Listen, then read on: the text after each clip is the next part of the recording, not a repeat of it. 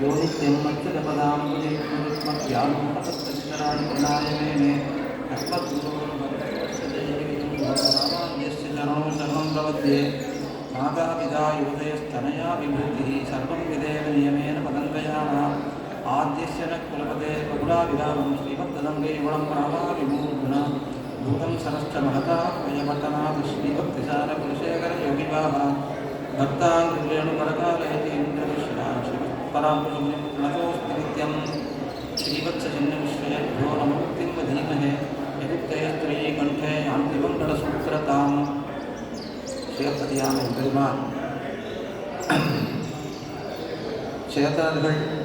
சேத்தனர்களுக்கு பல உபகார பரம்பரைகளை பண்ணுகிறான்.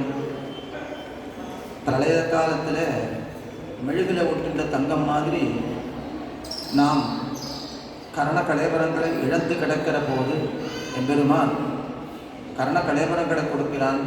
அது எம்பெருமான் பண்ணுற முதல் உபகாரம். அவைகளிலே சக்தி இல்லைன்னா செயல்பட முடியாது, பொம்மை மாதிரி இருக்கும். அதுக்காக கரணங்கள் அப்படின்னா இந்திரியங்கள், கலேபரம்னா சரீரம், அந்த ரெண்டுலேயும் சக்தியை கொடுக்குறான். சக்தியும் வந்துடுச்சுன்னா செயல்படுறதுக்கு சரியான முறையில் செயல்படுறதுக்கு ஞானம் வேணும். அதற்காக வேதங்களை கொடுக்கிறார். அது வேதங்களெல்லாம் புரிய மாட்டேன்றது அப்படின்றதுக்காக உபபிரமணங்களை கொடுக்கிறார். வேதம் பூர்வபாகம் உத்தரபாகம் என்று ரெண்டாக இருக்கிறது. அந்த பூர்வபாகத்துக்கு எம்பெருமான் அந்த ரிஷிகளை கொண்டு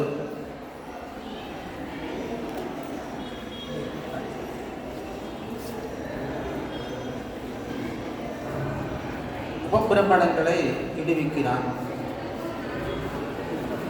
உபபிரமணங்கள் என்றால் வேதங்களை விளக்க வந்த கிரந்தங்கள் என்று அர்த்தம். அப்போ வேதத்தினுடைய பூர்வபாகத்தை விளக்க வந்த கிரந்தங்களுக்கு ஸ்மிருதிகள் என்று பெயர். உத்தர பாகத்தை விளக்க வந்த கிரந்தங்களுக்கு இதிகாச புராணங்கள் என்று பெயர். பூர்வபாகத்தில் எப்படி ஆராதனங்களை செய்ய வேணும், அதாவது எப்படி கர்மங்களை செய்ய வேணும் என்று சொல்லுகிறது. ஆனால் அதனுடைய விளக்கம் அங்கே இல்லை. அந்த விளக்கத்தை செய்கின்றன ஸ்மிருதிகள். வேதத்தில் ஒரு வாக்கியம் சந்தியாவந்தனம் பண்ணுன்னு சொல்லிட்டா அகரா சந்தியாம்பாசிக்கான்னு ஒரு வாக்கியம் இருக்குன்னா அதுக்கு எப்படி அதை பண்ணுறது, அந்த பிரயோக விதியை முழுவதும் சொல்லக்கூடியவைகள் அந்த ஸ்மிருதிகள். இப்படி இத்தனை கர்மங்கள், சந்தியாவந்தனம், உபாசனம், சமிதாதானம், அக்னிஹோத்திரம், பல கர்மங்கள் இருக்குது. அந்த கர்மங்களாலே ஆராதிக்கப்படக்கூடிய தெய்வங்கள், அந்த தெய்வங்களுக்கு அந்தரியாமியான பகவான்.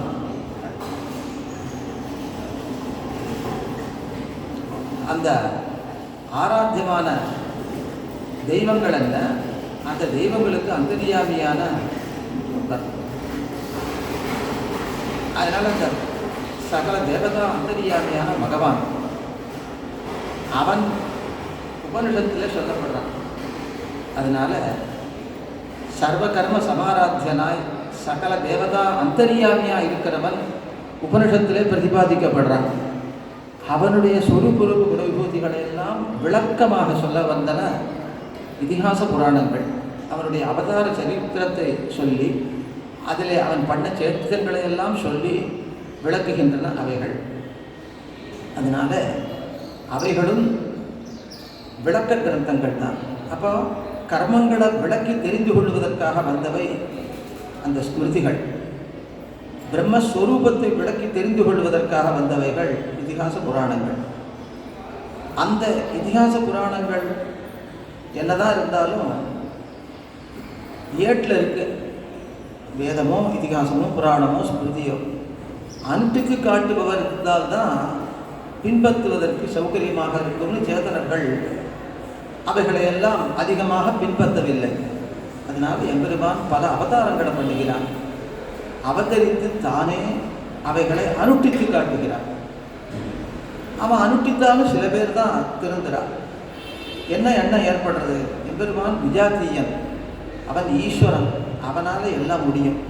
நாமெல்லாம் சேத்தனர்கள், நம்மால் முடியாது அப்படின்னு ஒதுங்குறோம். அதனால பகவான் ஞானிகளை கொண்டு திருத்த பார்க்குறான். இணக்கு பார்வையிட்டு மிருகம் பிடிப்பார் போலே சஜாத்தியரை கொண்டே திருத்துவோம் என்று காரியம் அதை செய்விப்போம்னு பெருமாள் என்ன பண்ணுறான், ஞானிகளை அவதரிக்க பண்ணுறான். அவர்கள் தான் ஆழ்வார்கள். இணக்கு பார்வைனா பொறி, இணக்கு பார்வைனா வசம் பண்ணக்கூடிய பொறி அப்படின்னு அர்த்தம். ஒரு எலி பொறி வைக்கிறான்னா அந்த எலி பொறியில் எலிக்கு விருப்பமான ஒரு ஆகாரத்தை வைக்கிறோம், அதுக்கு இணங்கி அது வருது, அதுக்கு வசப்பட்டு அதுக்குள்ளே போகிறது. அந்த மாதிரி யானையை பிடிப்பவர்கள் ஒரு விதமாக பொறி வைப்பார்களாம். எப்படின்னா, முன்னையே பழக்கி வைத்திருந்த பெண் யானையை ஒரு மரத்தில் கட்டி வைத்து அதன் முன்னாலே பெரிய பள்ளம், கொஞ்சம் இல்லை, நல்ல ஒரு 20 அடி நீளம் 20 அடி அகலம் கூட இருக்கலாம், அகலம் அந்த மாதிரி 10 அடி ஆழம் இருக்கும். அப்போ அதை தோண்டி வைத்து உள்ளுக்குள்ளேயும் நிறைய இலத்தழைகள், இந்த சருகுகள், நிறைய கரும்பு அதெல்லாம் உள்ளேயும் போடுறது. மேலே மரப்பலகைகளை போட்டு அந்த நீளமாக மரப்பலகைகளை போட்டு அதை மறைச்சி விடுறது. அதுக்கு மேலே என்ன இருக்கணும்னா நிறைய இலத்தழைகளை அதுக்கு மேலேயும் பரப்புறது. யானைக்கு பிரியமான ஆகாரங்கள்லாம் அது மேலே போட்டுறது. அப்போ காட்டில் திரிஞ்சிட்டு இருக்கிற யானைகள் இப்போ இதை சுற்றி வர பள்ளம் இருக்கு, இந்த யானைக்கு எதிரில் பள்ளம் இருக்கிறதே தெரியாது. ஏன்னா ஆகாரம் தான் இருக்குது, அதுக்கப்புறம் யானை இருக்குது. ஆகாரத்தில் ஆசை, பெண் யானை இடத்துல ஆசை, 2 நாளையும் ஓடி வருது. அந்த இங்கே காலை வச்சு தாண்டி தானே வரணும். அப்போ அந்த சடான்னு முறிஞ்சு என்ன ஆகிடும்னா அந்த பலகைகள் முறிஞ்சு பள்ளத்தில் அந்த யானை விழுந்துடும். விழுந்தால் அதால் மேலே எழுந்துக்க முடியாது, ஏன்னா நல்ல உயரமாக இருக்கும். ஆழத்தில் விழுந்துடும். ஆழத்தில் அது அடிபடுற மாதிரி விழாது, ஏன்னா அதை மிருதுவாக எல்லாத்தையும் போட்டு வச்சுருக்கலாம், அது இறங்கிடும், அவ்வளோதான். அதில் இருக்கிற ஆகாரங்களை சாப்பிட்டுட்டு அது இருக்குமே தவிர மேலே அதால் வர முடியாது. அதுக்கப்புறம் அதனுடைய மதங்கள் அப்போ ரொம்ப பிடிடும். முதல்ல புது இடத்துக்கு வந்த உடனே அது ஒரு 4-5 நாள் அதை அப்படியே வைத்திருந்து அதனுடைய மதம் அடங்கினவாறு அதை மெல்ல பழக்கி தாங்கள் வசப்படுத்திக் கொள்ளுவார்கள். இதுதான் இந்த யானையை பிடிக்கிற வழி. அதான் இணக்கு பார்வைன்னா அந்த பொறியா அந்த ஆகாரங்கள் யானை அப்படின்லாம் வைக்கிற அதுதான் பொறி. இந்த இணக்கு பார்வையிட்டு மிருகம் பிடிப்பாரு போல, மிருகம்னா யானையை பிடிக்கிறது. அந்த மாதிரி இந்த ஞானிகள்லாம் அனுஷ்டிக்கிறாள். அப்போ நாமளும் அனுஷ்டிக்க முடியும். நம்ம எல்லாம் வசப்படுத்துறதுக்காக ஆழ்வார்களாகிற ஞானிகளை அவதரிக்க பண்ணுறான். அவர்கள்லாம் எல்லா கிரியைகளையும் அம்பெருமான் சொன்னபடி செய்கிறார்கள். அப்படி அவர்கள் செய்து போனவார். அதுக்கப்புறம் மற்றவர்களுக்கு இப்போ ஆழ்வார்கள் அவதரித்து தாங்களும் அனுஷ்டித்து அந்த திராவிட வேதத்தை வெளிப்படுத்துகிறார்கள். மார்க்கண்டேய புராணத்தில் திவ்ய பிரபந்தங்களும் திராவிட வேதங்கள் என்று சொல்லப்பட்டிருக்கு. சம்ஸ்கிருத வேதங்கள் எப்படி அபௌருஷயங்களோ அதே மாதிரி திராவிட வேதங்களும் அபௌருஷயங்கள். அப்போது சம்ஸ்கிருத வேதங்களில் கடவல்லி, விஸ்வாமித்திர சூக்தம் இப்படின்லாம் இருக்கேன்னு கேட்டால் அந்த மகர்ஷிகள் அவைகளை வெளிப்படுத்தினதுனால அந்த பெயர் வந்திருக்கே ஒழிய உண்மையில் அவர்கள் அதை இயற்றவில்லை. எப்பவுமே இருக்குது. அந்த மாதிரி இங்கே குருகூர் சடகோபன் சொன்ன அப்படின்னு வருதுன்னு கேட்டால் ஆழ்வார் வெளிப்படுத்தினாரே தவிர எப்போவுமே திராவிட வேதம் இருந்துட்டுருக்கு. அந்தந்த கல்ப காலத்தில் அந்த 10 ஆழ்வார்கள் அவதரித்து திராவிட வேதங்களை வெளிப்படுத்துகிறார்கள். பக்தாமிருதம் விஸ்வஜனானுமோதனம் சர்வார்த்ததம் ஸ்ரீ ஷடகோப வாங்மயம் சஹசிரசாகா உபனிஷத் சம ஆகமம். சஹசிரசாகா என்பது 1000 சாக்கைகளை கொண்ட சாமவேதம். அதனுடைய உபனிஷத்து சாந்தோக்கிய உபனிஷத்து. அதுக்கு சமமான ஆகமம் என்றால் வேதம். ஆகமன்றதுக்கு வேதம்னு அர்த்தம். அப்படிப்பட்ட அதுக்கு சமமான ஆகமமாக இருக்கிற இந்த திருவாய்மொழி. நமாமியகம் திராவிட வேத சாகரம். திராவிட வேத சாகரமாக இருக்கிற இதை நான் வணங்குகிறேன். திராவிட வேத கடல் இது. அதனால் இது திராவிட வேதம்னு தான் இருக்குது. திருநாமங்கள் வந்திருக்கின்றன. அதனால் திராவிட வேதம் என்ன புராணங்களும் கொண்டாடுகின்றன. அந்த வார்த்தையை இட்டு தான் ஆச்சாரியர்கள் தனியன்கள் அருள் செய்திருக்கிறார்கள். ஆக ஆழ்வாருடைய திருவாக்குகள் அபௌருஷயங்கள். அபௌருஷயங்கள் என்னால் அவைகள் ஏற்ற புருஷ புத்தியினாலே ஏற்றப்படாதவைகள். அப்படி வேதங்களாக இருக்கிறதுனால வேதத்துக்கு உண்டான குணம் அர்த்தங்களை அவ்வளவு தெளிவாக காட்டாது, கொஞ்சம் மறைக்கும், எல்லாருக்கும் காட்டாது. அது இவாளுக்கெல்லாம் அனுகூலர்களுக்கு வேதயதீதி வேதகா. ஆனால் அப்படி அந்த அளவு ஒரு அன்புடையவர்களாக எம்பெருமானிடத்தில் அன்புடையவர்களாக இல்லைன்னா அவர்களுக்கு சாதயதீதி சந்தா. அப்போ இந்த மறைக்கு ரெண்டு பேர் இருக்கு. வேதா அனுகூலர்களுக்கு வேதமாக இருக்குது, பிரதிகூலர்களுக்கு சந்தஸாக இருக்கிறது. மறைக்கக்கூடியது, அர்த்தங்களை மறைக்கக்கூடியது சந்தஸ், அர்த்தங்களை வெளிப்படுத்தக்கூடியது வேதா. அதனால் எம்பெருமானார் போன்ற ஞானிகளுக்கு அது வெளியாது. மற்றவர்களுக்கு அதில் ஒரு பெரிய ஆதரவு இல்லாதவர்களுக்கு அது மறையாக இருக்கும். அது ஒன்றும் தன் பொருளை அறிவிக்காமல் இருக்கும். அதுக்கு சமமாகத்தான திராவிட வேதமும் இருக்கும். அதனால் இதுவும் பாடல்களாக இருக்கிறதுனால அன்பய கிளேசம் அப்படின்றது இருக்குது. அன்பய கிளேசம்னாக்கா எந்த இடத்துலேருந்து எந்த இடத்துல எந்த சொல்லை எங்கே அன்வயிக்கணும். அதுக்கப்புறம் சில சொற்கள் அபரிச்சிதமாக இருக்கும். அதுக்கப்புறம் உள்ளுரைய பல பொருட்கள் வச்சுருப்பார். அந்த மாதிரி மேலழ ஒன்று சொல்லும். இப்போ வேதத்தில் அடியோடு நமக்கு தெரியவே தெரியாத ஒரு அர்த்தத்தை கருதி சில வார்த்தைகள் கடோபனிஷத்தில் வருது. அப்போது நாம் அது என்ன சொல்கிறது?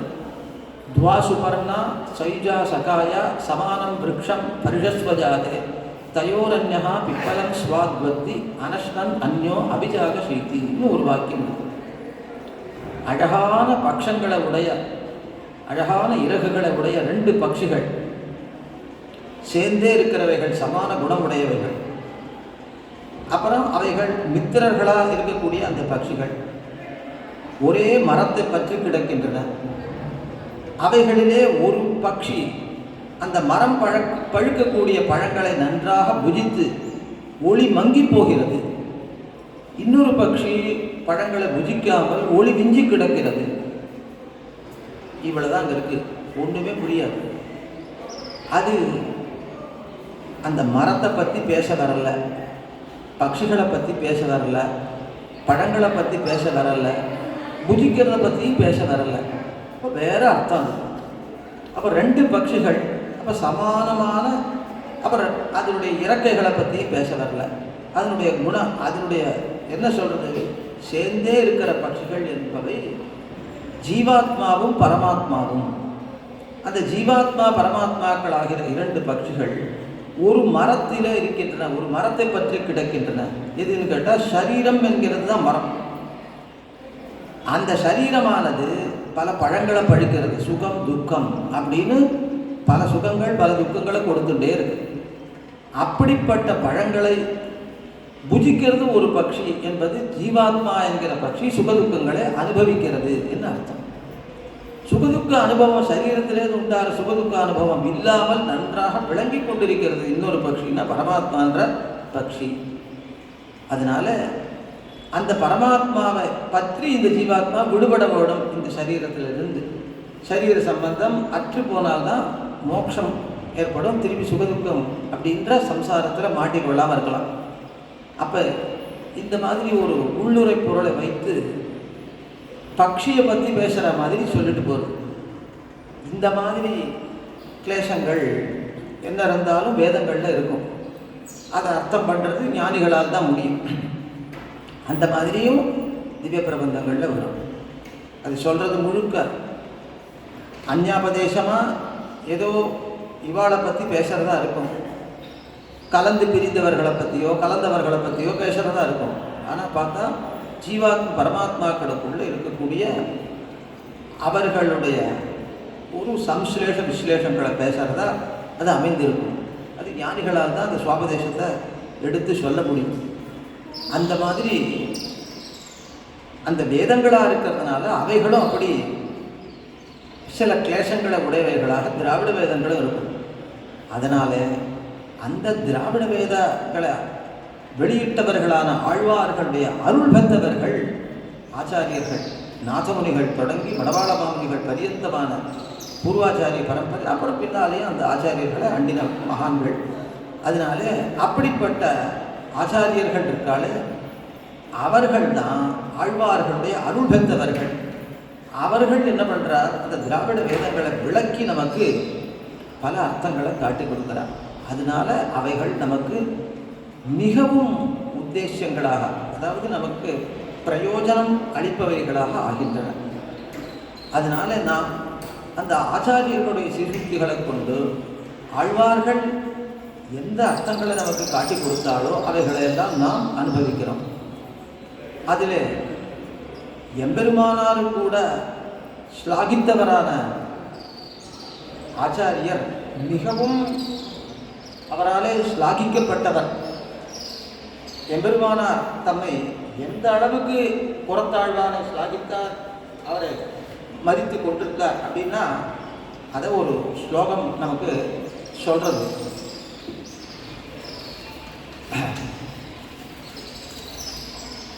அர்வாஞ்சோ யத் பத சரசிஜத் துவந்தம் ஆசிரித்ய பூர்வே மூர்தனா யஸ்ய அன்வய உபகதா தேசிகா முக்திமாகு சோயம் ராமானுஜமுனிரபி ஸ்வீய முக்திம் கரஸ்தாம் யத் சம்பந்தாத் அமருத கதம் வர்ணியதே பூரநாதா என்று கூறத்தாழ்வாருடைய பெருமை ஆச்சாரியர்களாலே பேசப்படுகிறது. அர்வாஞ்சா தேசிகா முக்திமாகு யத் பத சரசிஜத் துவந்தம் ஆசிரித்ய, எந்த எந்த எம்பெருமானாருடைய திருவடிகளை ஆசிரியத்து பின்புள்ள ஆச்சாரியர்கள் முக்தியை அடைந்தார்களோ பூர்வே மூர்தனா எஸ்ய அன்வயமுபகதா முக்திமாகு, எம்பெருமானாருக்கு முற்பட்ட ஆச்சாரியர்கள் எவருடைய திருமுடி சம்பந்தத்தாலே முக்தியை அடைந்தார்களோ சோயம் ராமானுஜமுனிரபி, அப்போ பின்புள்ள ஆச்சாரியர்களாலும் முன்புள்ள ஆச்சாரியர்களாலும் முக்தியின் பொருட்டு ஆசிரியக்கப்பட்ட எம்பெருமானாரும் கூட ஸ்வீய முக்தின் கரஸ்தாம், தன்னுடைய முக்தியை கையிலே இருப்பதாக கரஸ்தாம் எத் சம்பந்தாத் அமருத, எவருடைய சம்பந்தத்தாலே கருதினாரோ கதம் வர்ணியதே எத் சம்பந்தாத் அமிர்த கதம் வர்ணியதே பூரநாதா, எவருடைய சம்பந்தத்தாலே தனக்கே முக்தி ஏற்பட்டது என்று எம்பெருமானாரே கருதினார். அப்படிப்பட்ட புறத்தாழ்வானுடைய வைபவத்தை யாரால் வர்ணிக்க முடியும், எப்படி வர்ணிக்கப்பட முடியும்? அவ்வளவு வைபவம் வாய்ந்தவர் புறத்தாழ்வான் என்று அவரை பற்றின ஸ்லோகம். அவர் அருளி செய்தது ஸ்ரீஸ்தவா, பிராட்டி விஷயமான ஸ்தோத்திரம். அது 11 ஸ்லோகங்கள் கொண்டது. அதில் முதல் ஸ்லோகம் ஸ்வஸ்தி ஸ்ரீர் திசதாத் அசேஷ ஜகதாம் சர்வோபசர்கஸ்திதீஹி ஸ்வர்க்கம் துர்கதிம் ஆபவர்கிக பதம் சர்வஞ்ச குருவன் ஹரிஹி யஸ்யாபீக்ஷ்ய முகம் ததிங்கித பராதீனோ விதத்தே கிலம் கிரீடேயம் கலு நான்யதாஸ்ய ரசதா ஸ்யாதைகரஸ்யாத்தயா. இது என்ன அர்த்தம்னா, அசேஷ ஜகதாம் சர்வோபசர்க ஸ்திதீஹி, எல்லா ஜகத்துகளுடைய உற்பத்தி ஸ்திதி லயம் இவைகள் எம்பெருமானாலே உண்டாக்கப்படுகின்றன. எம்பெருமான் சிருஷ்டிக்கிறான், அவைகளை ஸ்திதிப்பிக்கிறான், இருக்க பண்ணுறான், ரட்சிக்கிறான், அப்புறம் சம்ஹரிக்கிறான். இதெல்லாம் பண்ணுறது மட்டும் இல்லை, ஸ்வர்க்கம் துர்கத்தின் ஆபவர்கிக பதம், சில ஜீவாத்மாக்களுக்கு ஸ்வர்க்கத்தை கொடுக்குறான், சிலருக்கு துர்கதி நரக லோகத்தை கொடுக்குறான், இல்லை தாழ்ந்த பிறவிகளை கொடுக்குறான், சிலருக்கு மோட்சத்தை கொடுக்குறான், ஆபவர்கிக பதம். சர்வஞ்ச குருவன் ஹரிஹி, இன்னும் அந்த ஜீவர்கள் வாழற காலத்தில் பல உபகார பரம்பரைகளால் அவர்களை வாழ்விக்கிறான். இப்படி எல்லாவற்றையும் உண்டு பண்ணுறான் எம்பெருமான். சர்வம் ச குருவன் ஹரிஹி யஸ்யா முகம் வீக்ஷ்ய, எவளுடைய முகத்தை பார்த்து, எந்த பிராட்டியினுடைய முகத்தை பார்த்து, தது இங்கித பராதீனா, அவளுடைய இங்கிதம்னா முகத்தில் குறிப்புகள், முக அடையாளங்கள், அந்த புருவ நெறிப்பு முதலான முகக்குறிப்புகளை பின் சென்றவனாய் அகிலம் விதத்தே, சிருஷ்டி முதலாக கீழ் சொன்ன எல்லாவற்றையும் உண்டு பண்ணிக்கிறானோ அவளுடைய ஸ்தோத்திரத்தை தான் இவர் பண்றார். அந்யதா அஸ்ய தயா ஐகரஸ்ய, இப்போ எவளாலே சிருஷ்டி முதலான கீழ் சொன்னதை எல்லாம் எவளுடைய முகக்குறிப்பை பார்த்து எம்பெருமான் பண்ணுகிறானோ, அவளுடைய முகக்குறிப்பை பின் செல்லலைன்னா எம்பெருமானுக்கு அந்த இயம் கிரீடா ரசதா நஸ்யாத்கரு, இந்த விளையாட்டானது அவனுக்கு ரசத்தை கொடுப்பதாக ஆகாது. அதுக்கு காரணம் இருக்கு. என்னன்னா ஐகரஸ்யாத்தயா, அவளோட ஐகரஸ்யம் இருப்பதனாலே, ஏகரசத்துவம், அவளும் இவனுமாக ஒரே ரசத்தை தான் அனுபவிக்கிறாள்.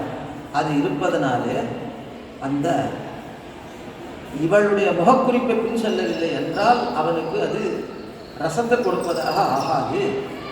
சா ஸ்ரீஹி ஸ்வஸ்தி திசதா, சா அப்படின்னு வச்சுக்கணும். ஸ்ரீஹி அப்படிதான் இருக்குங்க. எஸ்யான்னு முதல்ல இருக்கிறதுனால எத்ததோகோ நித்திய சம்பந்தகான்னு ஒரு நியாயம் இருக்கு.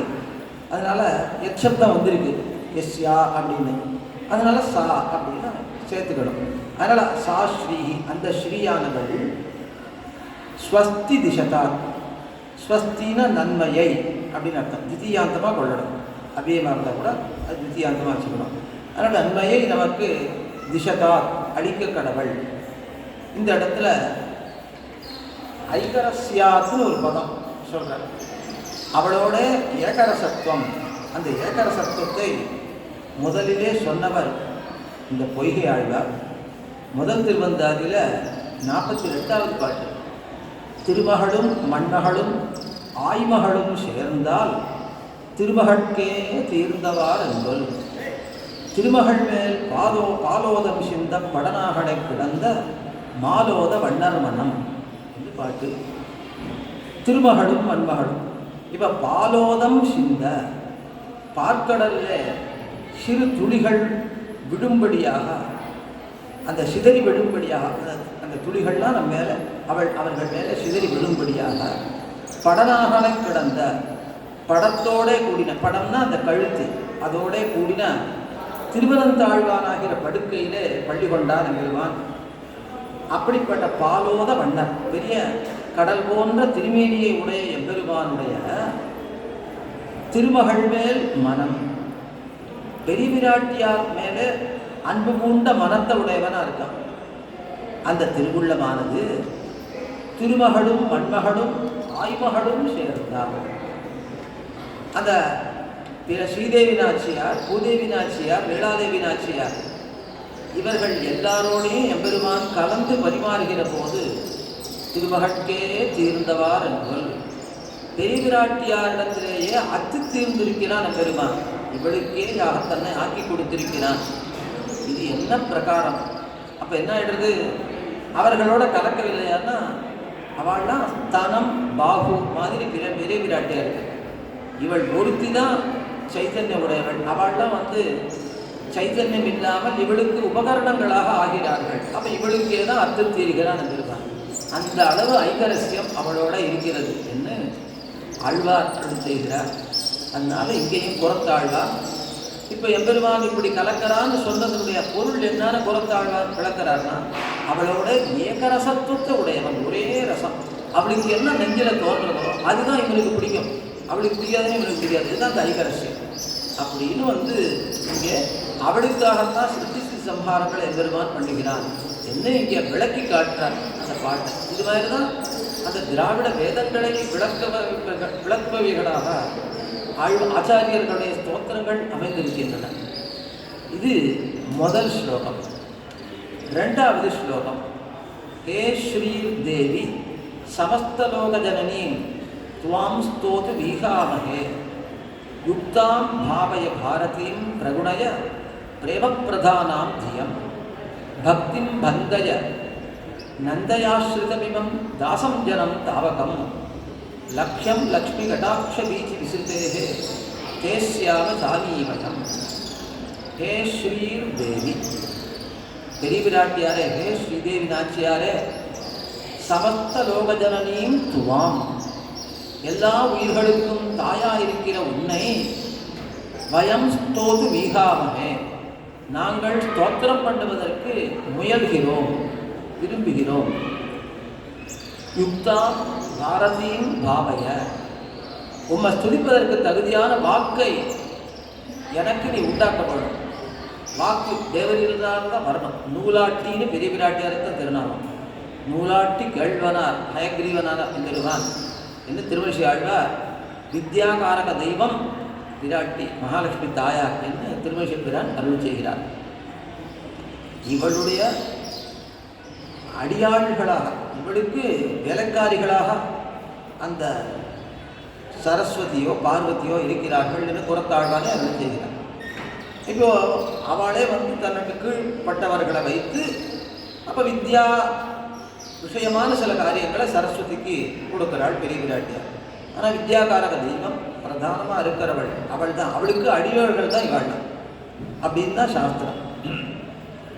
அதனால துவாம் ஸ்தோது வீகாமகே, அப்படி உன்னை துதிக்க விரும்புகிறோம், அதுக்கு வாக்கு தந்துருள வேணும். அப்போ வாக்கை கொடுக்கறது பெரிய பிராட்டியார் தான். அந்த சரஸ்வதிக்கே அந்த வித்தியை கொடுத்தவள் பெரிய பிராட்டியார் தான். அதுக்கப்புறம் பிரேம பிரதானாம் தியம், பிரேமத்தை முக்கியமாக கொண்ட அன்பு மிகுந்த புத்தியை பிரகுணய வளர செய்யணும். இப்போ குணம் பண்ணுறதுன்னா வளர செய்யறது. 10 தசகுடி தோத்தரம்ச ஆவரண சத்தகம்னு என்கிறார். 10 மடங்காக வளர்த்து கொண்ட ஆவரணங்கள் 7 அப்படின்னு சொல்கிறார். அதனால் குணிதம்னா வளர்க்கப்பட்டது, பெருக்கப்பட்டது. அதுமாதிரி இப்போ பிரகுணய அப்படின்னா வளரச்சை அப்படின்னு கிரியாபதமாக வந்து வளரச் செய்ய வேண்டும்.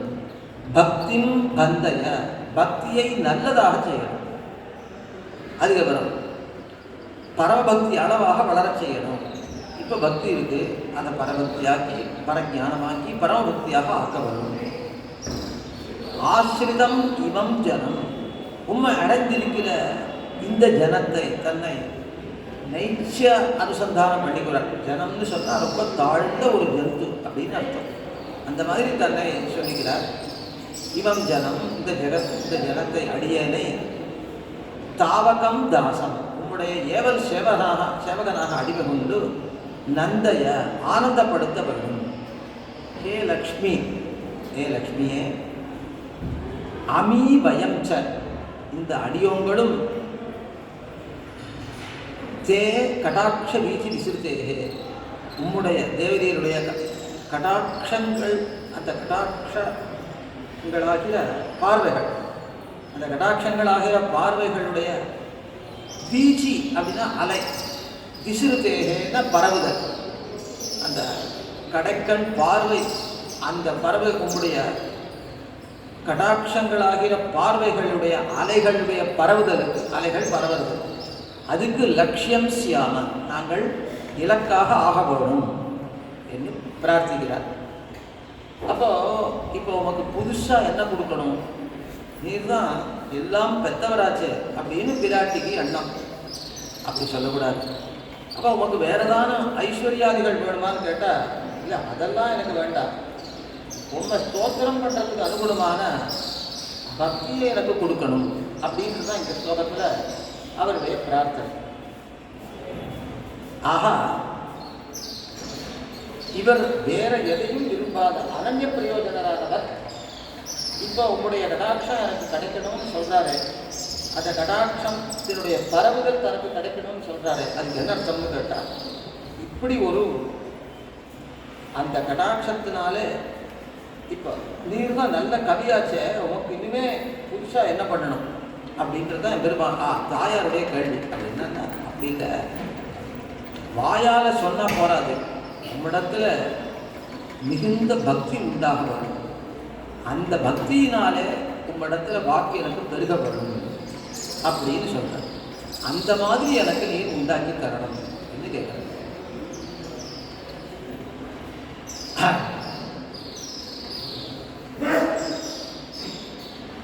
எம்பெருமான் முன்னூறு சொல்ல ஆழ்வார் முன்னூறு சொன்னார். அதை இன்றைக்கும் என்னை அப்படின்ற பதிகத்தில் ஆழ்வாரை அறிவிக்கிறார். அதனால் எம்பெருமான் அருள்றதுனால வாக்கு பெறுகிறது. அந்த அது பக்தி மிகுந்த வாக்காக ஆழ்வாருக்கு பெறுகிறது. அந்த மாதிரி உம்மிடத்தில் பரபக்தி பரக்கியானம் பரமபக்தி மிகுந்த வாக்காக என்னுடையது பெருக வேணும். அதை மேலே மேலே எனக்கு அதை பக்தியை உண்டாக்கி இந்த வாக்குகள் எங்கிட்ட வரும்படி பண்ணணும் என்பது இந்த 2வது ஸ்லோகத்தில் ஆழ்வான் பண்ணுற பிரார்த்தனை. அடுத்து 3வது ஸ்லோகம்.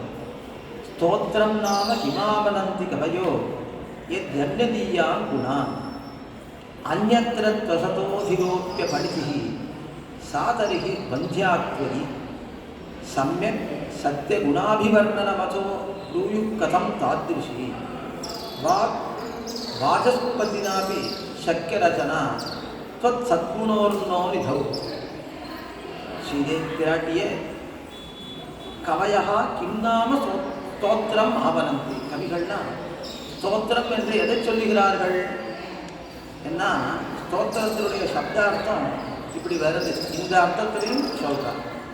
என்ன அர்த்தத்தில் சொல்றா அப்படின்னா அசதா அந்யதீய குணான் அந்யதீயான் குணான் அந்யத்திர அதிரோப்பிய. யாரை ஸ்தோத்திரம் பண்ணுறாளோ அவனிடத்துல இல்லாத குணங்கள் வேறொருவரிடத்தில் இருக்கிற குணங்கள் அதை இவனிடத்தில் வைத்து சொல்லுகிறார்கள். எல்லா குணங்களும் எம்பெருமான் இருக்கு. அதை வைத்து தேவதாந்தங்களை எல்லாம் கூட புகழறார். அந்த மாதிரி ஸ்தோத்திரங்கள்லாம் வந்துடுறது. அந்த மாதிரி ஒரு மிகுந்த கவியாக இருக்கிறவன் அவன் எழுதி கொடுத்துருக்கான். அதை வச்சுட்டு இன்னொருத்தன் அவன்கிட்ட பணம் கொடுத்துருக்கான் வாங்கிட்டு இதை சபையில் வெளியிடுறான். அப்போ சபையில் இருக்கிறவன் இவன் தான் பண்ணுறான் அப்படின்னு சொல்லி கொண்டாடுறான். வேறொருவனிடத்தில் இருக்கிற குணங்களை இவனிடத்தில் இருக்கிறதாக வைத்து கொண்டாடுவது உண்டு. அதான் அந்யதீயா குணான் அந்யத்திர அதிரோப்பிய. வேறிடத்தில் இருக்கிற குணங்களை இன்னொருவனிடத்தில் ஏறிட்டு பணிதிகி அந்த சொல்லுதல் அதுதான் ஸ்தோத்திரம் என்று. ஸ்தோத்திரம் எதிது இப்படி ஸ்தோத்திரம்னு சொல்கிறாங்க. அப்படி இருந்தால் அது உங்கள்கிட்ட கிடையாது. தருகி சா பணிதிகி தொய் வந்தியா. அப்படிப்பட்ட ஸ்தோத்திரம் உன்னிடத்துல பொருளுடையதே அல்ல. ஏன்னா உங்கள்கிட்ட இல்லாத குணமே கிடையாது. எல்லாம் இருக்கு உங்கள்கிட்ட. இருக்கிறத வச்சு ஸ்தோத்திரம் பண்ணுறதுக்கே முடிய மாட்டேன். இல்லாத குணங்களெல்லாம் எப்படி சொல்ல முடியும்? எதை சொன்னாலும் அது குணம்னு சொன்னால் உன் இடத்துல இருந்துடும். அப்படிப்பட்ட ஸ்தோத்திரம் உங்களிடத்துல பண்ண முடியாது. இல்லை இல்லாத குணங்களை ஏறிட்டு சொல்லுதல். அதனால என்ன பண்ணோம் இப்படி சொல்லணும்.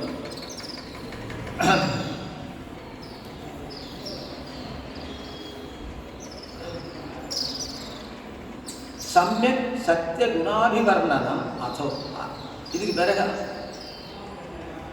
இப்படியாவது சொல்லலாம். அல்லது அதோன்னா அசவா இல்லைன்னா சம்யக் சத்திய குணாபிவர்ணனம் உள்ள குணங்களை உள்ளபடியே சொல்லுதல். அது ஸ்தோத்திரம் குருயுன் எதி. அதை ஸ்தோத்திரம் என்று சொல்லுவார்களே. ஆனால் ஸ்வத் சத்குணார்னோ நிதவ் உம்முடைய கல்யாண குணங்களாகிற கடலிலே, அதாவது கடல் போல அபாரமாக இருக்கிற உங்களுடைய கல்யாண குணங்களை பற்றி தாதிருஷி வாக்கு அப்படிப்பட்ட சொல்லானது, அதாவது உள்ளதை உள்ளபடி சொல்ற சொல்லானது வாசஸ்பதினாபி சக்கரச்சனா கதம்.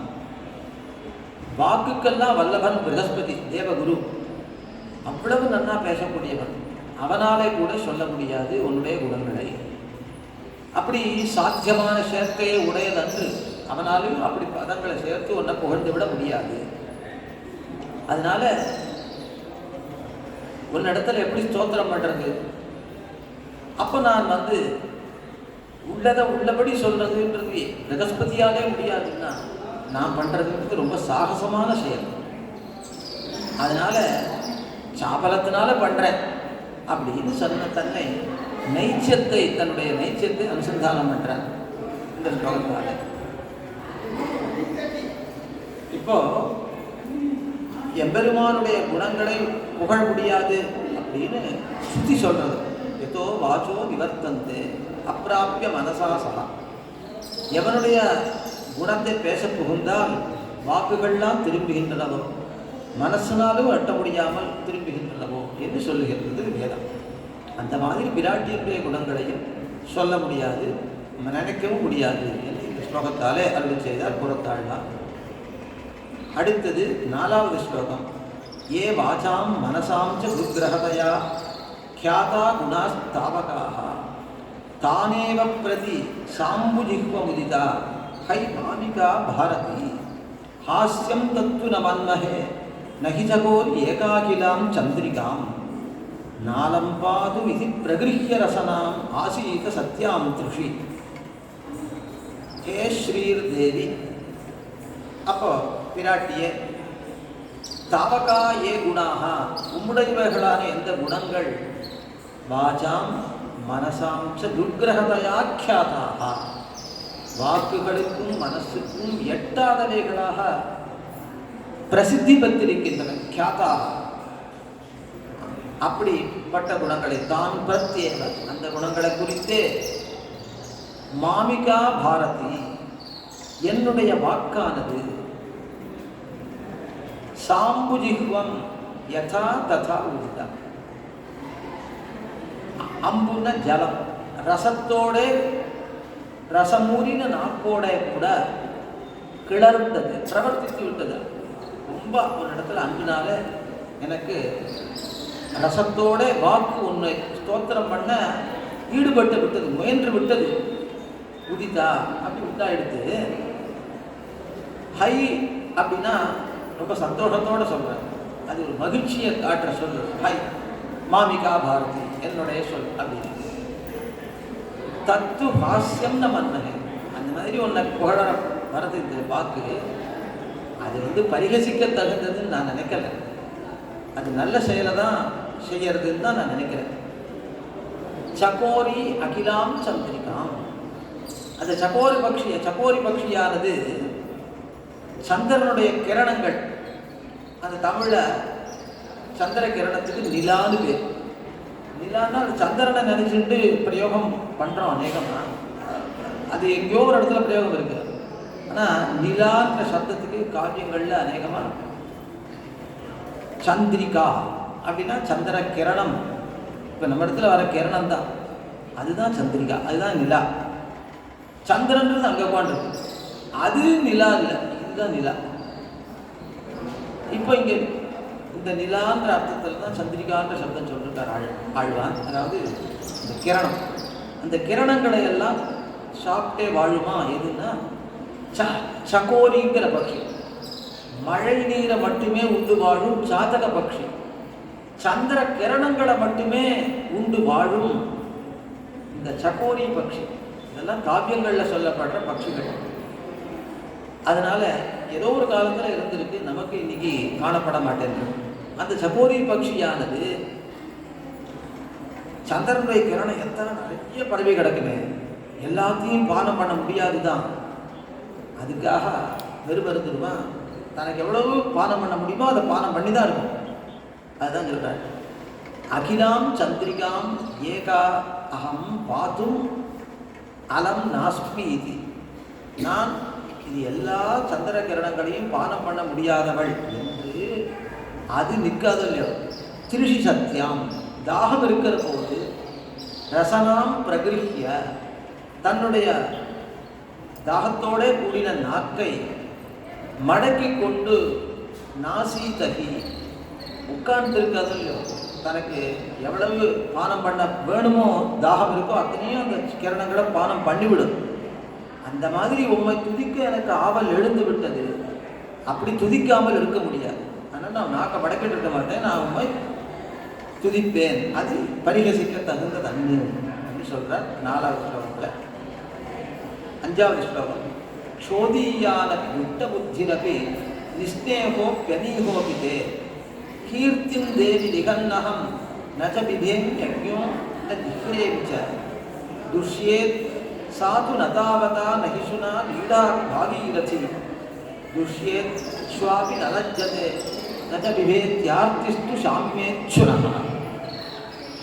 ஹே தேவி, அக்ஞோகம் சோதியானபி, அறிவற்றவனான நான் நீச்சனாக இருந்தாலும் கூட, துஷ்ட புத்திரபி, என்னுடைய புத்தியும் ரொம்ப தாழ்ந்தது, கெட்ட புத்தியை உடையவனாக இருந்தாலும் கூட, நிஸ்னேகோபி அநீகோபி, உம்மிடத்தில் அன்பில்லாதவனாக இருந்தாலும் சரி, ஒரு விதமான நல்ல முயற்சியும் இல்லாதவனாக இருந்தாலும் சரி, அநீகம், ஈகான்னா சேஷ்டா, நல்ல முயற்சி அது ஒன்றும் இல்லை இல்லைன்னாலும் சரி, தே கீர்த்திம் லிகன், உம்முடைய கீர்த்தியை ஸ்தோத்திர முகத்தாலே வாய் கொண்டு அனுபவித்தாலும் கூட, அனுபவியா நிற்கிற நான் அனுபவிக்கிறேன், அதுக்கு அதாவது லிகன் அப்படின்னா அதை நக்கிறதுன்னு அர்த்தம். நக்கிறதுனா வாயால் அனுபவிக்கிறது, பேசுறது. லிக ஆஸ்வாதே அப்படின்னு தாத்து. அப்படி உம்மை நான் ஸ்தோத்திரத்தால் அனுபவிக்கிறவனாய் கொண்டு, நச்ச பிபேமி, அஞ்சுகிறேன் அல்ல, நான் அஞ்சல்ல, பயப்படலை. ந ஜிஹ்ரே மிச்ச, வெட்கப்படவும் இல்லை. நான் தாழ்ந்தவன் தான், ஆனால் உங்களுடைய ஸ்தோத்திரம் பண்ணுவதற்கு நான் வெட்கவும் படலை, பயப்படவும் இல்லை.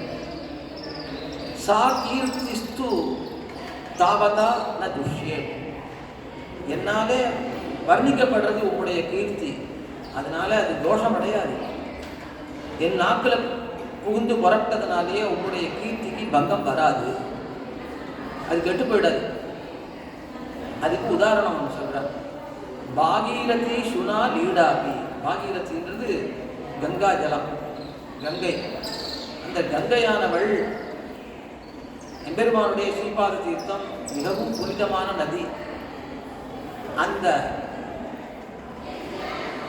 நாயினாலே, சுனான நாயினாலே, ஸ்வானம்னா நாய், ஸ்வானம், அந்த நாயினாலே நக்கப்பட்டாலும் கூட, லீடா அப்படி நக்கப்பட்டாலும் கூட, நகி துஷியே, கெட்டு போயிடாதோ இல்லையோ. ஸ்வா அபி ந லஜ்ஜதே, அந்த கங்கா ஜலத்தை பருகின அந்த நாய் கூட வெட்கப்படுறதில்லை. ந லஜ்ஜதே அபிபேதிச்ச, பயப்படுறதும் இல்லை. ஆர்த்திஸ்து சாமியது, அந்த ஆர்த்தியானது அடங்கிவிடும். ஆர்த்தின்னு தாகம், அதுக்கு அடங்கிடும். அந்த மாதிரி என்னுடைய ஆர்த்தி உன்னை ஸ்தோத்திரம் பண்ணுறதுனால அடங்கிவிடும். அதனால நான் வெட்கப்பட மாட்டேன், பயப்பட மாட்டேன், உன்னை ஸ்தோத்திரம் பண்ணுவேன் என்று சொல்கிறார். இதுக்கப்புறம் 6வது ஸ்லோகம். ஐஸ்வர்யம் மகதேவவால்பமதவா திருஷ்யேத பும்சாம் ஹியத் தல்லக்ஷ்மியாஸ் சமுதீக்ஷணாத் தவ யதः சார்வத்ரிகம் வர்த்ததே தேனைதேன ந விஸ்மயேம ஹி ஜகந்நாதோபி நாராயணः தன்யம் மன்யத ஈக்ஷணாத் தவ யதः ஸ்வாத்மானம் ஆத்மேஸ்வரः என்று சொல்கிறார். ஹே தேவி பிராட்டியே, பும்சாம் சார்வத்திரிகீம் எத் ஐஸ்வர்யம், பும்சாம் மனுஷர்களுக்கு இந்த உலகம் மேலுலகம் எல்லா இடங்களிலும் வரக்கூடியதான எது ஐஸ்வர்யம், எந்த விபவமானது, எந்த ஐஸ்வர்யமானது, சார்வத்திரிகமாக இருக்கக்கூடிய இந்த விபவமானது மகதேவவா பெரிதாகவோ அதவா அல்பம் அல்லது ஸ்வல்பமாகவோ திருஷ்யேத காணப்படுமோ, தது அந்த விபவமானது லக்ஷ்மியாக தவ, லக்ஷ்மியாகிற உம்முடைய யதா சமுதீக்ஷணாது அப்படின்னா எவளுடைய எந்த உம்முடைய கடாட்ச விசேஷத்தினாலே வர்த்தத்தை விளகின்றதோ, அதாவது உம்முடைய கடாட்சத்தாலே எந்த விபவம் ஏற்படுகின்றதோ, தேனை தேன அந்த இந்த கடாட்சத்தினாலே, கடாட்ச விஷயத்திலே அப்படின்னு அர்த்தம். நான் விஸ்மயமிகி, ஆச்சரியப்பட மாட்டோம். ஏன்னா எல்லாருக்கும் ஐஸ்வர்யம் ஏற்படுறது உம்முடைய அருளாலே என்பதில் நாங்கள் ஆச்சரியப்பட மாட்டோம். யதா என்ன காரணம் என்றால், ஜெகந்நாதா உலகங்களுக்கெல்லாம் நாதனான எம்பெருமான் ஆத்மேஸ்வரா, தனக்கு தானே ஈஸ்வரன். அப்படிப்பட்ட நாராயணோபி, எம்பெருமானும் கூட நாராயணனும் கூட தவ ஈக்ஷணாத்து, உன்னுடைய கடாட்சம் பெறுவதனாலே ஸ்வாத்மானம் தன்யம் மன்யதே, தன்னை தன்யனாக புருஷார்த்தம் அடைந்தவனாக நினைக்கிறான் எம்பெருமானே. அப்போ உலகத்தில் எல்லாருடைய வைபவமும் உம்மால் தான் வந்ததுன்னு நினைக்கிறதுல ஆச்சரியம் என்ன இருக்கு? பகவானுக்கே அதுதான் அப்படின்னு சொல்ற. இதோட அந்த 6வது ஸ்லோகம் முடியும். அடுத்து 7வது ஸ்லோகம். ஐஸ்வர்யம் யத் அசேஷ பும்சி யதிதம் சௌந்தர்ய லாவண்யோர் ரூபம் யச்சஹி மங்களம் கிமபி யத் லோகே சதித்யுச்யதே தத் சர்வம் த்வததீனமேவ யததः ஸ்ரீரித்யபேதேன வா யத்வா ஸ்ரீமதிதீத்ருஷேன வச்சசா தேவி பிரதாம் அஷ்ணுதே.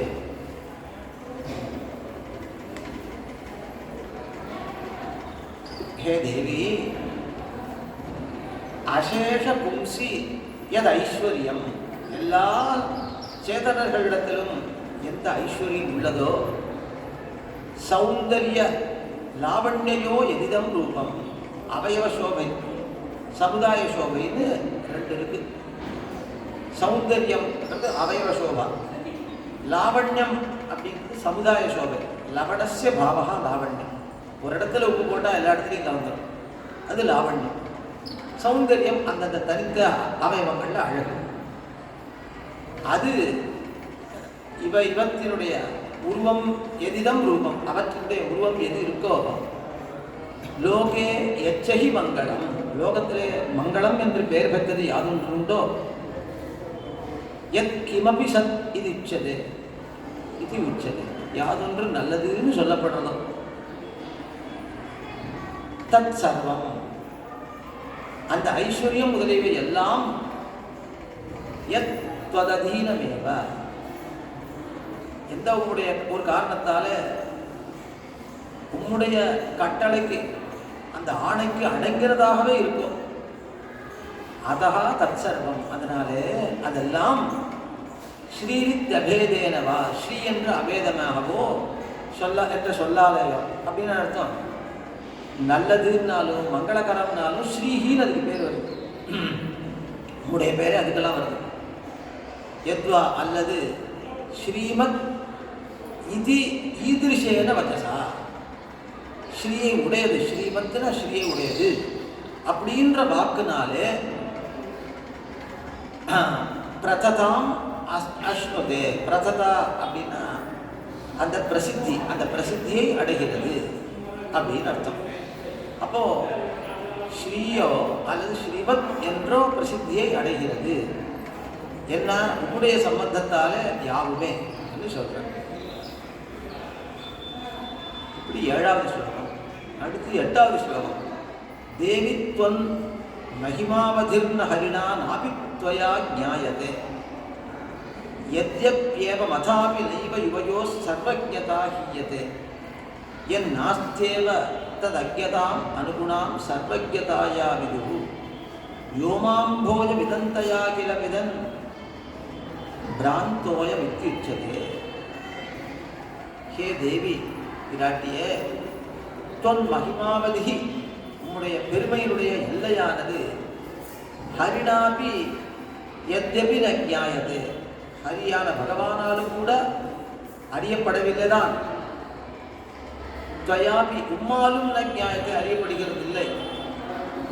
ஏவ மதாபி, இப்படி ஒருவராலும் அறியப்படாதிருந்த போதிலும் யுவயோகோ சர்வஜதா ந ஹீயதே நைவ ஹீயதே, உங்கள் 2 பேருக்கும் சர்வஜதை இருக்கு, அது போகவே இல்லை. என் நாஸ்தேவ ததக்ஞதா, எந்த வஸ்து இல்லையோ அப்படிப்பட்ட அடியோட ஒரு வஸ்து கிடையாது. ஒரு வஸ்து கிடையாதுன்னா அந்த வஸ்துவை அறிந்து கொள்ளாமல் இருத்தல் என்பது சர்வஜத்துவத்துக்கு கொத்தை இல்லையே, அது ஒன்றும் குறைவு இல்லையே. இல்லவே இல்லைன்னா அந்த வஸ்துவை எப்படி தெரிஞ்சுக்க முடியும்? அனுகுணாம் இது சர்வஜதைக்கு ரொம்ப ஏற்றதுன்னு தான் சொல்கிறான் ஞானிகள்லாம். வியோமாம்போஜம் இதந்தையா விதன். வியோமாம்போஜம்னா ஆகாசத்தாமரை, ஆகாசத்திலேயே தாமரை. அதனால அந்த ஊருக்கு ஆகாச தாமரைன்னு ஒருத்தர் சொன்னால் அவரை தான் அங்கேன்னு சொல்லுவான். ஆகாசத்தாமரை கிடையாது உலகத்தில். இதந்தையா விதன் அயம் பிராந்தை தியுச்சதே. இவன் பிராந்தியே உடையவன், அஜானத்தை உடையவன் சொல்லுவான். அந்த மாதிரி தேவரீருடைய வைபவத்தை அளக்க முடியும்னு நினைச்சான்னா அவன் பிராந்தன் ஆயிடுவான். அதனால அளக்க முடியாது என்றே தெரிந்து கொண்டால் நீங்கள் அப்படிதான் தெரிஞ்சிட்டு இருக்கு. அது சர்வஜதைக்கு ஒத்தது தான், ஏத்தது தான் அப்படின்ற இந்த ஸ்லோகத்தால். இப்படி 7வது ஸ்லோகம் அது. அதில் 8வது ஸ்லோகம். அடுத்து 9வது ஸ்லோகம். லோகே வனஸ்பதி ப்ரஹஸ்பதி தாரதமியம் யஸ்யா பிரசாத பரிணாம உதாஹரந்தி சா பாரதி பகவதி து யதீய தாசி தாம் தேவதேவ மகிஷீம் ஸ்ரீயம் ஆஸ்ரயாமஹா. லோகத்தில் லோகே வனஸ்பதி ப்ரஹஸ்பதி தாரதமியம். ஒருவன் மரம் போல ஜடமா இருக்கான், என்ன பிறக்கிறான், அவ்வளோதான், பிறந்திருக்கான், ஜடனாக பிறந்திருக்கான், அவனுக்கு ஒன்றும் ஞானமே இல்லை. இன்னொருத்தன் ப்ரஹஸ்பதியாக இருக்கான், பெரிய ஞானியாக இருக்கான். வனஸ்பதினா மரம், அதனால் மரம் என்பது ஒன்றும் அறியாதது, அதுமாரி மரத்தை மாதிரி இருக்கான். இன்னொருத்தன் பெரிய வித்வானாக இருக்கான், ப்ரஹஸ்பதி மாதிரி. இந்த ஏற்றத்தாழ்வு யஸ்யா பிரசாத பரிணாமம், எந்த உன்னுடைய, அதாவது அவளுடைய சரஸ்வதியினுடைய அனுகிரகத்தின் பரிபாக பலமாக உதாகரந்தி ஞானிகள் சொல்லுகிறார்களோ,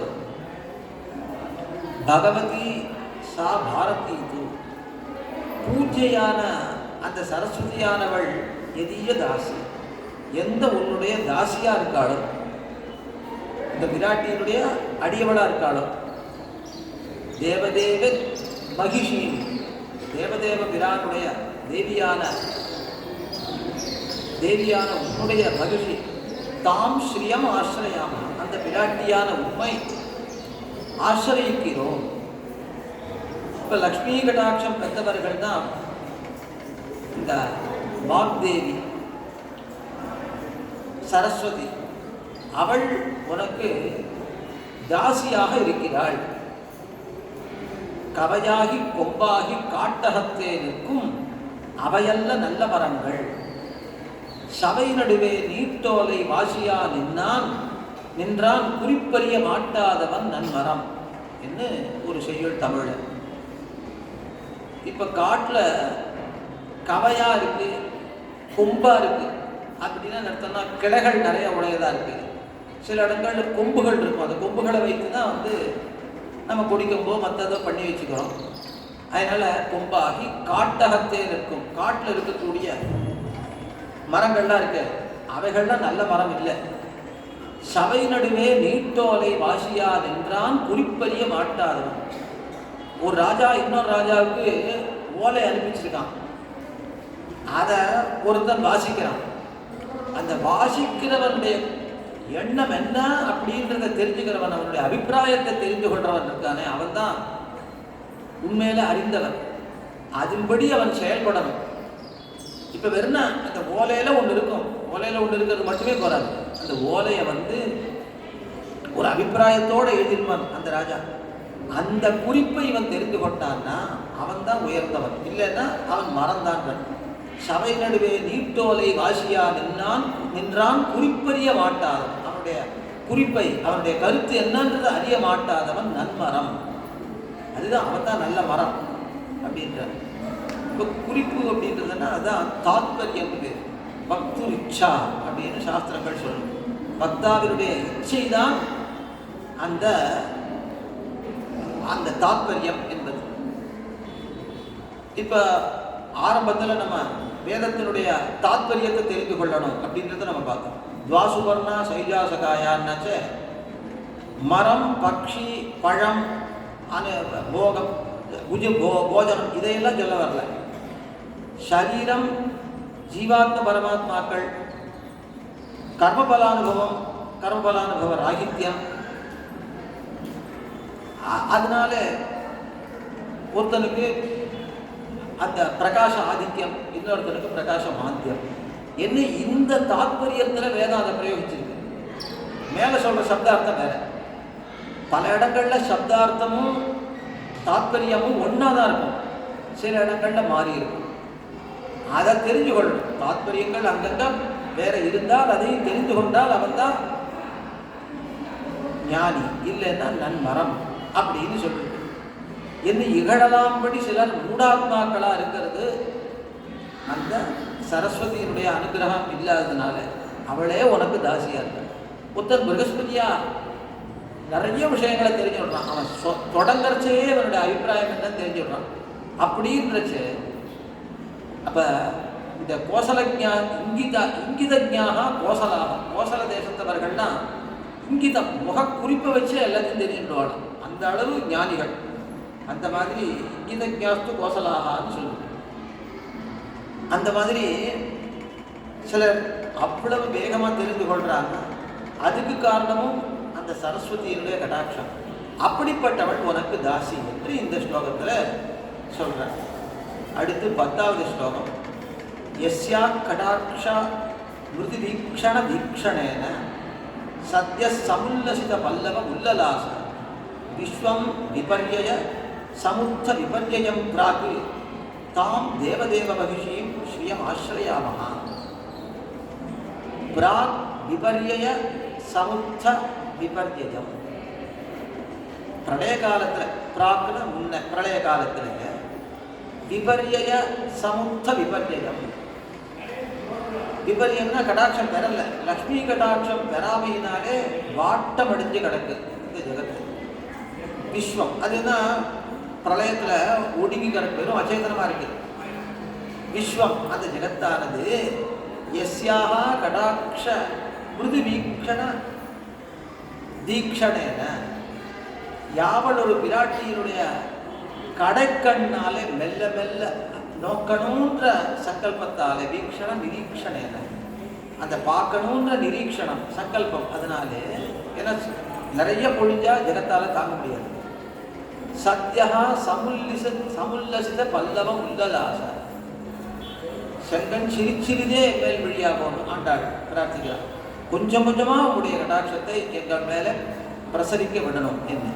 அந்த மாதிரி பிராட்டியினுடைய மெல்ல மெல்ல பார்வை. அப்போ அந்த சங்கல்பம் உண்டான க்ஷணத்திலேயே, சத்யா அந்த க்ஷணத்திலேயே சமுல்லசித பல்லவம் உல்லலாச, கொழுந்து விட்டு கிளர்ந்து விளங்குகின்றோ. எது அப்படின்னா இந்த ஜெகத்து கடாட்சம் வர ஆரம்பிக்கிறச்சையே நன்னா பிரகாசிச்சது இந்த ஜெகத்து. தேவதேவ மகிஷி, தேவதேவ பிரானுடைய திவ்ய மகிழ்ச்சியான அந்த பிராட்டியை தாம் ஸ்ரீயம் ஆசிரியாமஹ, அந்த பிராட்டியை அடிபணிகிறோம். இந்த ஸ்லோகத்தில் இந்த பிராட்டியினுடைய கடாட்சத்தால் அந்த ஜெகத்து உயிர் பெறுகிறது. அப்படிப்பட்ட பிராட்டியை ஆசிரியிக்கிறோம் என்கிறார் 10வது ஸ்லோகத்தில். 11வது ஸ்லோகம்.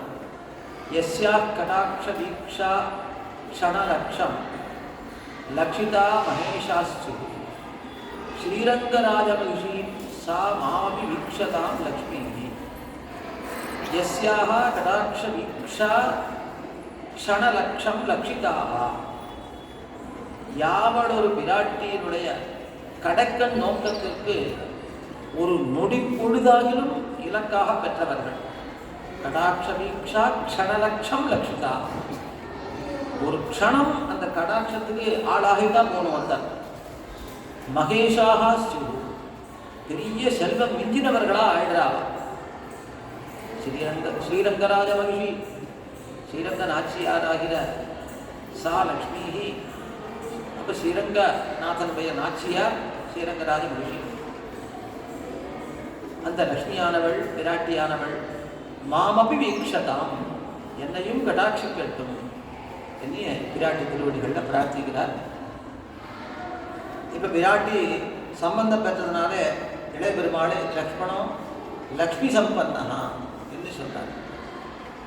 விபீஷணாழ்வான் பிராட்டி கடாட்சம் பெற்றதுனால அந்தரிக்ஷ கத ஸ்ரீமான் அப்படின்னு அவனை சொன்னார்.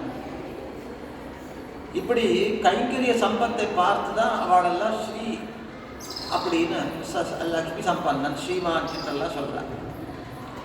இந்த கைங்கரிய சம்பத்து இந்த லோகத்தில் இகலோகத்தில் அர்ச்சாவதாரத்தில் கிடைக்கணும்னாலும் பரமபதத்தில் கிடைக்கணும்னாலும் லக்ஷ்மி கடாட்சத்தால் தான் கிடைக்கும். அதனால் இது இல்லாமல் பிராட்டியினுடைய கடாட்சம் இல்லாமல் ஸ்ரீரங்கநாச்சியாருடைய கடாட்சம் இல்லாமல் கிடைக்க முடியாது. அதனால்தான் அது அருமை என்பதனால பங்கையத்தால் திருவருளும் கொண்டு நின் கோயில் சீத்துன்னு ஆழ்வார் திருவாய்மொழியில் அருள் செய்கிறார். பூவளரும் திருமகளால் அருள்கத்து பொன்னுலகில் பொலிவர்தாமே, இவருடைய திருவருளால் தான் வைகுந்தத்திலையும் பொலிவர் அப்படின்னு சொல்றார். அர்ச்சாவதார கைங்கரியம் பங்கையத்தாள் நின்றுவருளும் பங்கையத்தாள் திருவருளும் கொண்டு நின் கோயில் சேர்த்து அப்படின்னு திருப்புலிக்குடிய பெருமான் இடத்துல விராட்டி திருவருளால் தான் உன்னுடைய சன்னிதான கைங்கரியமே கிடைக்கும். அந்த அழகிடுற கைங்கரியமே விராட்டி திருவருளால் தான் கிடைக்கும். அப்போ இவ்வுலகத்தில் கைங்கரிய ஸ்ரீ கிடைக்கிறதும் விராட்டி திருவருளால், வைகுந்தத்தில் கைங்கரியம் கிடைக்கிறதும் விராட்டி திருவருளாலே. திருமகளால் அருள் பெற்று பொன்னுலகில் அப்படின்னா வைகுந்தம் அதிலே பொலிவர்தாமே இத்தியாதி அருளி செயல்கள் பூர்வாச்சாரிய ஸ்ரீசுக்திகள் அதை விராட்டி திருவருள் தான் எல்லாத்துக்கும் காரணம்ன்றதை காட்டுகின்றார். விராட்டி கடாட்சம் பெறாமல் எம்பெருமானை பெற நினைப்பார் பெரும் பேருன்றது அது சூர்பனகையை பொண்ணு அப்படி பொண்ணு கிடைக்கல அவளுக்கு. விராட்டியை விட்டு பெருமாளை பற்ற நினைச்சா முடியல. அதை காட்டுவாள், சூர்பனகையை காட்டுவாள்.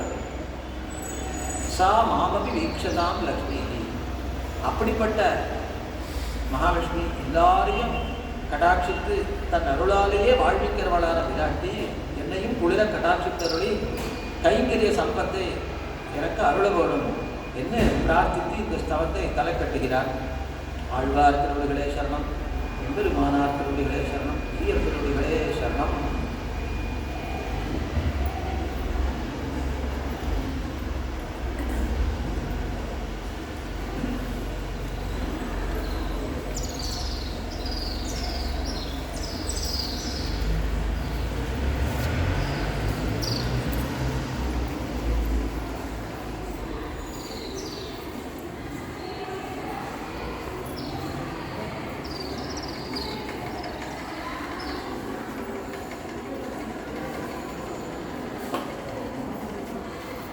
Thank you.